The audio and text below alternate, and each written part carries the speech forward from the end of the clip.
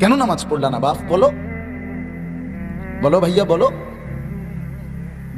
আজকে তারা এশার নামাজ পড়েন না, একটা ওয়াক্ত নামাজ পড়েন। আপনারা বাবারা অনেক বাবা আছেন এখানে এখানে চেয়ারে, আপনাদের ছেলে কেমনি ঘুমাবে বাপ? আপনারা মেনে নিবেন কেমনি? বেনামাজি সন্তান এক ওয়াক্ত নামাজ পড়ে না, কোনোদিন ফজরের নামাজ পড়ে না, এত বড় অসভ্য জঙ্গলি আপনার ঘরে কেমনি ঘুমায়? আপনি কাঁদেন না কেন? আপনি চিৎকার করেন না কেন? আপনি হাহাকার করেন না কেন? আপনার চোখ দিয়ে পানি পড়ে না কেন?